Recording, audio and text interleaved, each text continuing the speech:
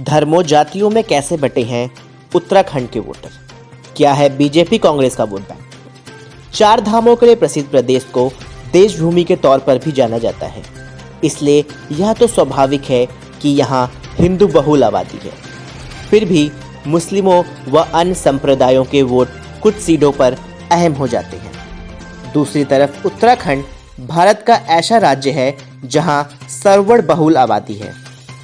ऐसे में राज्य में दलितों के अलावा सर्वणों की उपजातियों को वोट बैंक के लिहाज से फोकस में रखा जाता है। भाजपा और कांग्रेस दोनों पार्टियां इन वोटरों को कैसे साधती हैं, जानिए। नमस्कार, आदाब, एक बार फिर स्वागत है आपका अपने YouTube चैनल इलेक्शन विंग पर। उत्तराखंड में चुनावी सरगर्मियां शुरू हो चुकी हैं और चुनाव आयोग 14 फरवरी को राज्य भर में वोटिंग की तारीख तय कर चुका है। राज्य में दोनों प्रमुख पार्टियां कांग्रेस और बीजेपी अपने प्रत्याशियों की लिस्ट जारी करने के अंतिम चरणों में हैं। तो इस वक्त पार्टियां खास तौर से जातिगत और सामुदायिक समीकरणों को साधने की कोशिश भी कर रही हैं। उत्तराखंड की कुल आबादी 1 करोड़ से कुछ ज़्यादा है और महत्वपूर्ण बात यह है कि देवभूमि कहे जाने प्रदेश जाति के आधार के सवर्णों का प्रदेश भी कहा जाता है, यानी यहाँ जाति के अलावा समुदायों को भी साधना होता है। उत्तराखंड देश में इकलौता राज्य है जहां सर्वणों की आबादी करीब 62% है। इसे समझने के लिए पहले राज्य की आबादी के आंकड़ों को समझना जरूरी है। राज्य की कुल आबादी में से करीब 83% हिंदू हैं और करीब 14% मुस्लिम, यानी हिंदुओं की संख्या 83.6 लाख से ज़्यादा है और मुस्लिम की 14 लाख से ज़्यादा, और 2.34% सिखों की आबादी करीब 2.5 लाख की है।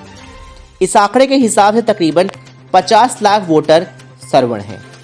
कहा जाता है कि सत्ता की चाबी इन्हीं के हाथ में है और ये पार्टियों के बीच किस तरह बंटते हैं, इसी से सरकार का भविष्य तय होता है। क्या है जातियों का गणित?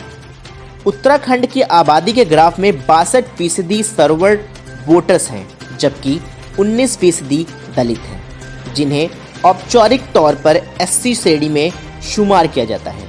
करीब 5% अनुसूचित जनजाति हैं और OBC वर्ग के वोटर हैं। 62% वोटर्स साफ तौर पर कांग्रेस और बीजेपी के बीच बटे हुए हैं। मुस्लिम और दलित आबादी भी दोनों पार्टियों के बीच बटती रही है। इस बार जातियों को साधने के गणित अहम होने वाले हैं। इस बिसात पर कौन मारेगा बाजी? भाजपा और कांग्रेस दोनों ही दावे कर रही है कि तमाम वर्गों के वोटर उनकी पार्टी के साथ खड़े हैं।